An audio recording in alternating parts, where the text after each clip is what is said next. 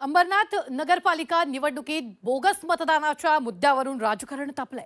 शिवसेनेनं बोगस मतदार आणल्याचा आरोप काँग्रेस भाजपाने केला आणि या प्रकरणी पोलिसांनी 188 महिलांना ताब्यात घेतलंय। मात्र असे 15 ते 20 हजार बोगस मतदार आणले असल्याचा आरोप होतोय। पाहुयात नेमकं काय घडलंय।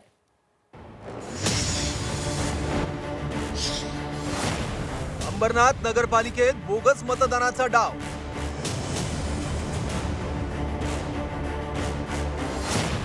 188 महिला ताब्यात, शिवसेना पदाधिकाऱ्यावर गुन्हा।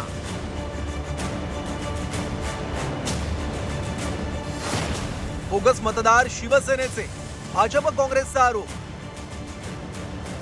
न्यायालयीन प्रक्रियेमुळे रखडलेल्या अंबरनाथ नगरपालिकेचं मतदान आज पार पडलं। एकनाथ शिंदेंचा बालेकिल्ला असलेल्या ठाण्यातील ही एक महत्त्वाची नगरपालिका आहे, त्यामुळे इथं एकनाथ शिंदेंची प्रतिष्ठा पणाला लागली आहे। त्यातच इथं आता शिवसेनेवर बोगस मतदार आणले असल्याचा आरोप होतोय। शुक्रवारी रात्री प्रचार तोफा थंडावल्यानंतर चिंचपाडा कासगाव परिसरातील एका मंगल कार्यालयात बोगस मतदार आणून ठेवल्याचा संशय भाजप आणि काँग्रेसला आला होता। या संशयातून त्यांनी रात्रभर परिसरात जागता पहारा ठेवला। दरम्यान काँग्रेसच्या तक्रारीनंतर पोलिसांनी धाड टाकत तब्बल 180 महिलांना ताब्यात घेतलं। तसंच मंगल कार्यालयाचा मालक कृष्णा रसाळवर गुन्हा दाखल केला। हॉल आहे, त्या हॉलला गेल्यानंतर जे लोक आहेत तिथे आम्हाला सापडले। त्यांचं शहानिशा करण्याचं काम सुरू आहे।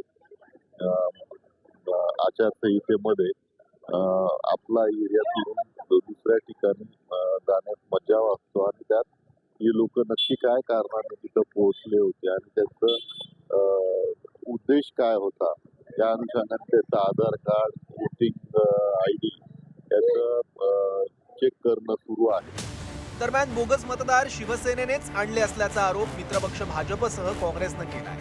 ज्या मंगल कार्यालयातून महिलांना ताब्यात घेतलं ते शिवसेनेच्या नेत्याचं असल्याचा दावाही केलाय।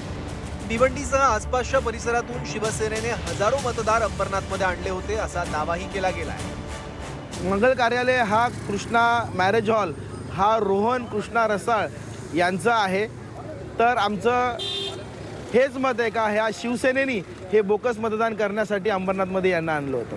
असे शहरामध्ये अशा असंख्य बोगस मतदार असतील का, काय शक्यता होती?